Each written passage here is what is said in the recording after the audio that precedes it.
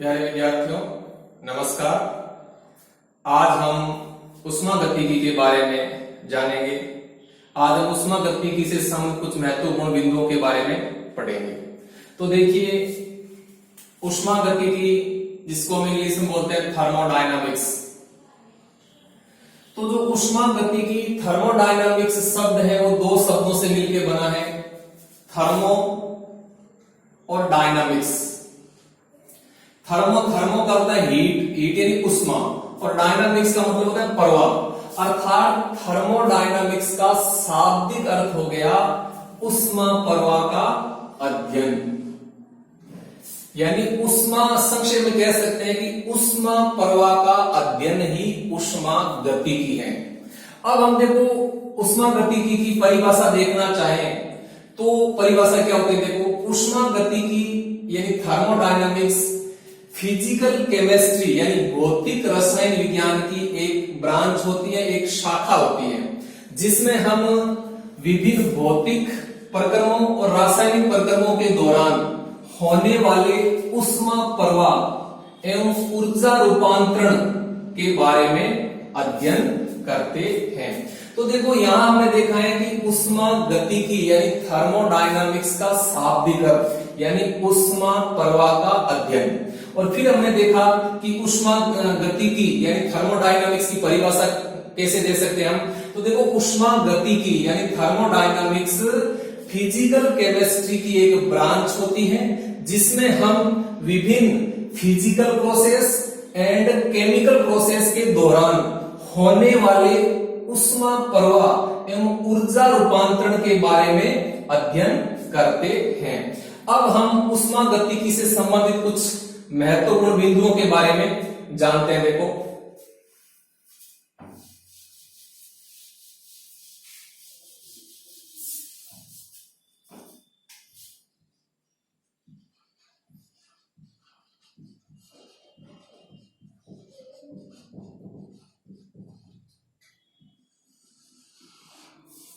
पहला बिंदु देखो, ऊष्मागतिकी की जो विषय वस्तु है वह चार नियमों पर आधारित होती है।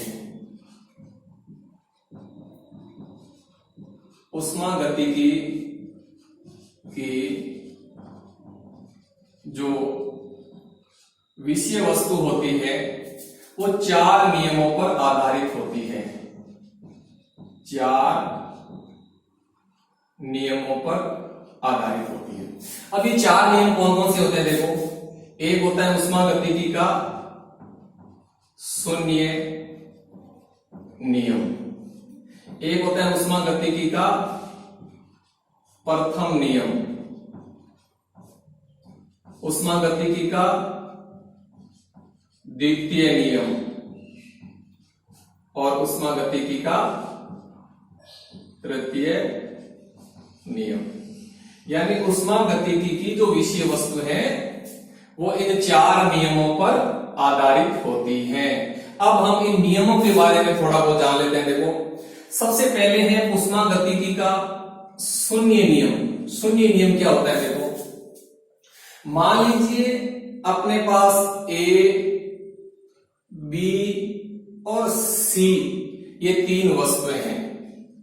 ठीक, यदि मैं आपको कहूं कि ए का ताप सी के बराबर है और बी का ताप भी सी के बराबर है, और फिर मैं आपसे पूछूं कि ए और बी के ताप में क्या संबंध है, तो आप कहोगे कि ए और बी का ताप भी बराबर है।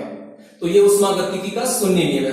तो देखिए, ऊष्मागतिकी का शून्य नियम क्या हो गया कि जब दो वस्तुएं अलग अलग रूप से किसी तीसरी वस्तु के साथ तापीय साम्य में हैं, तो वे दोनों वस्तुएं भी परस्पर तापीय साम्य में होगी।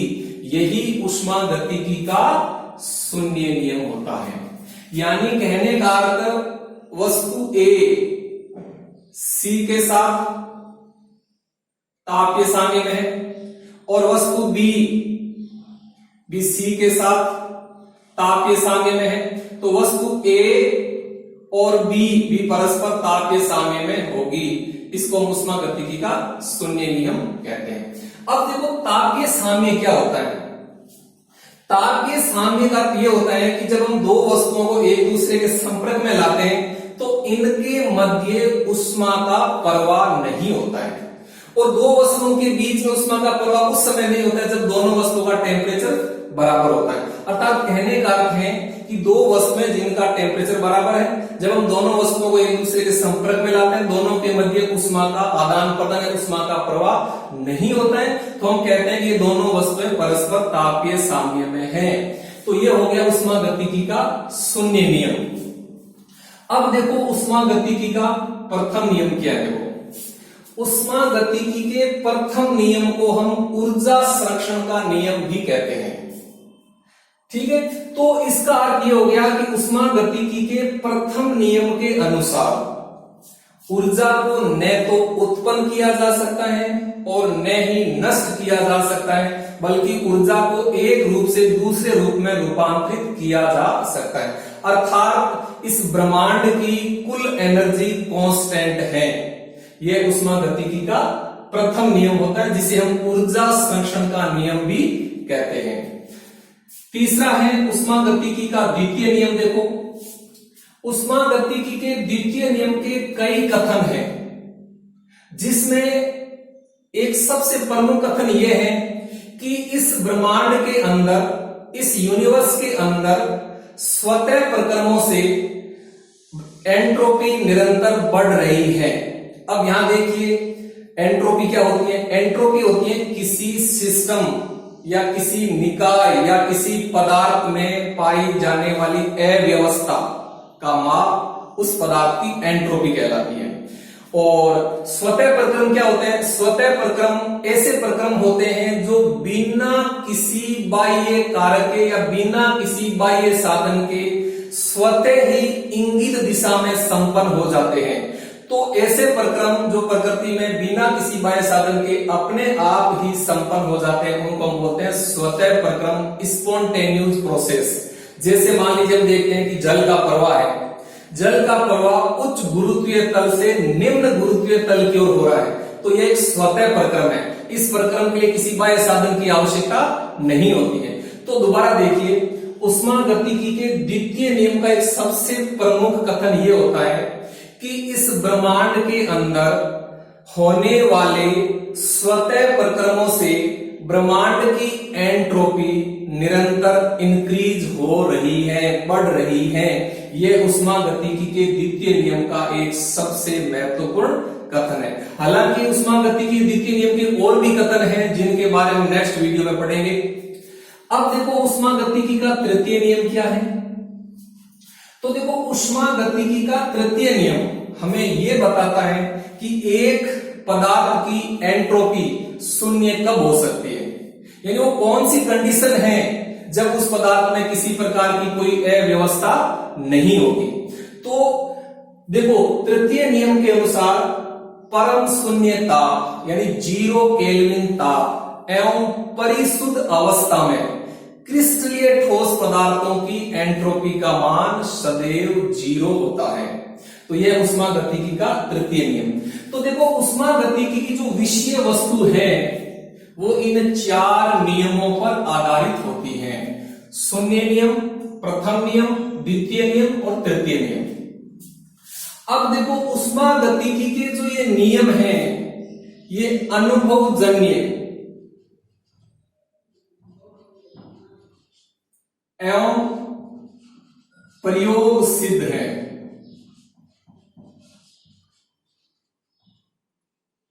ऊष्मागतिकी के जो 4 नियम हैं ये अनुभवजन्य एवं प्रयोग सिद्ध हैं। तीसरा बिंदु, ऊष्मागतिकी के ये जो 4 नियम हैं ये स्थूल निकायों पर लागू होते हैं। बल्क मैटर्स यानी स्थूल निकायों पर लागू होते हैं, न कि सूक्ष्म निकायों पर।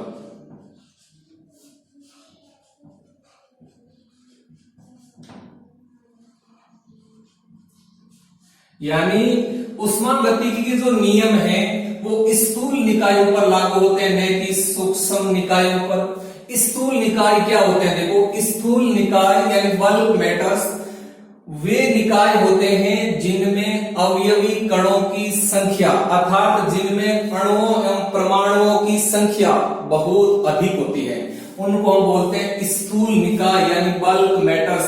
तो उष्मागतिकी के जो 4 नियम हैं ये स्थूल निकायों पर लागू होते हैं, न कि सूक्ष्म निकायों पर।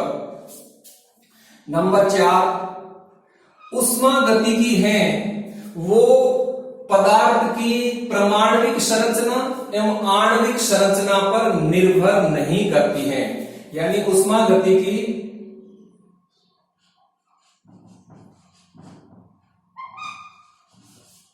परमाणविक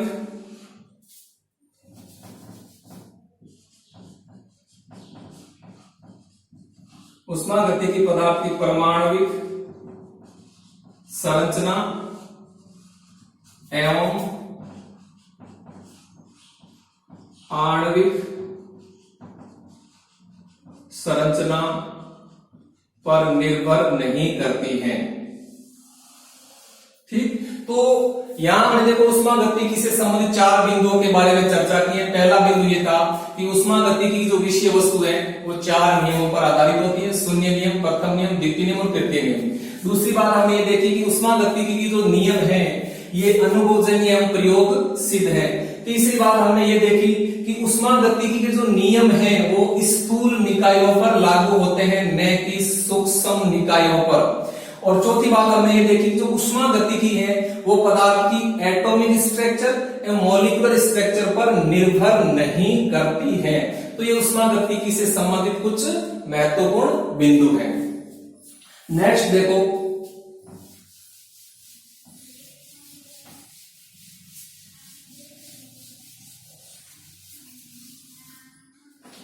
थर्मोडायनामिक्स टर्म्स।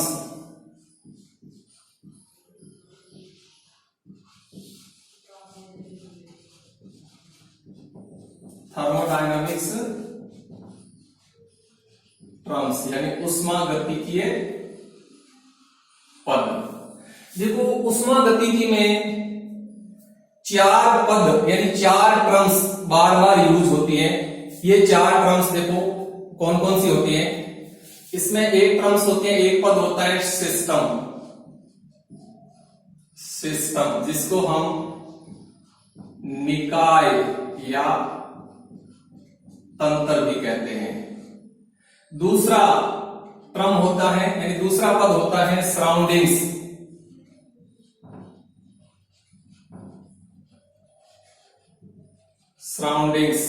जिसको हम हिंदी में कहते हैं परिवेश। और तीसरा जो उष्मागतिकीय पद होता है वो होता है बाउंड्री,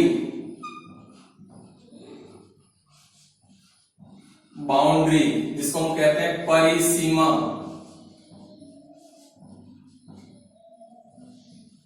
और जो चौथा उष्मागतिकीय पद होता है जो उष्मागतिकी में सबसे ज्यादा यूज होता है वो होता है यूनिवर्स, जिसको हम बोलते हैं ब्रह्मांड। तो देखो ये 4 उष्मागतिकीय पद यानी थर्मोडायनामिक्स टर्म्स थर्मोडायनामिक्स में बार बार यूज होती है। तो अब हम इनकी डेफिनेशन देखते हैं कि सिस्टम क्या होता है, सराउंडिंग्स क्या होता है, बाउंड्री क्या होती है, ब्रह्मांड क्या होता है। तो सबसे पहले हम देखते हैं सिस्टम यानी निकाय या जिसको तंत्र भी कहते हैं। तो सिस्टम क्या होता है, देखो ब्रह्मांड यानी यूनिवर्स का वह भाग जिसको हम उष्मागतिकी अध्ययन हेतु सिलेक्ट करते हैं, चुनते हैं, उस भाग को हम बोलते हैं सिस्टम, जिसको हिंदी में कहते हैं निकाय या तंत्र। तो ब्रह्मांड का वह भाग जिसको उष्मागतिकी अध्ययन हेतु चुना जाता है सिस्टम कहलाता है। अब देखो जो सिस्टम होते हैं, सिस्टम के कौन कौन से गुणधर्म होते हैं, सिस्टम के कौन कौन से प्रकार होते हैं, इनके बारे में हम नेक्स्ट वीडियो में जानेंगे। अब देखो सराउंडिंग्स क्या होता है। सिस्टम के अलावा यूनिवर्स का शेष भाग यानी ब्रह्मांड का शेष भाग सराउंडिंग्स यानी परिवेश कहलाता है। यानी सिस्टम के अलावा यूनिवर्स का शेष भाग सराउंडिंग्स कहलाता है। तो ये हो गया सराउंडिंग्स यानी परिवेश। अब है बाउंड्री यानी परिसीमा। सिस्टम एवं सराउंडिंग्स दोनों को पृथक करने वाली परिसीमा को ही हम यानी दोनों को पृथक करने वाली सीमा रेखा को ही हम परिसीमा या बाउंड्री कहते हैं। अब देखो ये जो परिसीमा होती है या जो बाउंड्री होती है जो कि सिस्टम और सराउंडिंग्स को पृथक करती है, ये बाउंड्री रियल अथवा काल्पनिक हो सकती है। यानी ये बाउंड्री है वो रियल अथवा इमेजिनरी हो सकती है। यानी रियल अथवा इमेजिनरी यानी वास्तविक अथवा काल्पनिक हो सकती है। ये जो बाउंड्री है ये दृढ़ अथवा अदृढ़ हो सकती है। यानी रिजिड अथवा नॉन रिजिड हो सकती है, दृढ़ अथवा अदृढ़ हो सकती है। ये जो बाउंड्री है ये ऊष्मा की चालक अथवा ऊष्मा की अचालक हो सकती है। यानी डायाथर्मिक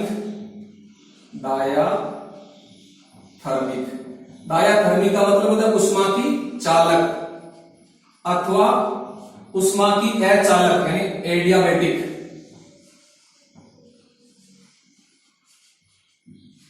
हो सकती है। तो देखो दोबारा देखिए बाउंड्री यानी परिसीमा क्या होती है। सिस्टम एवं सराउंडिंग्स को पृथक करने वाली सीमा रेखा को हम बाउंड्री या परिसीमा कहते हैं। ये जो बाउंड्री होती है ये रियल अथवा इमेजिनरी हो सकती है, वास्तविक अथवा काल्पनिक हो सकती है।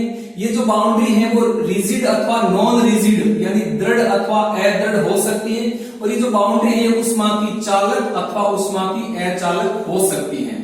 अब देखो यूनिवर्स यानी जिसको कहते हैं ब्रह्मांड। देखो ब्रह्मांड क्या होता है, सिस्टम और सराउंडिंग्स दोनों को सम्मिलित रूप से हम यूनिवर्स कहते हैं।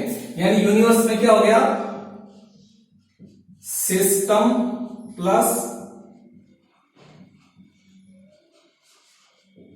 सराउंडिंग्स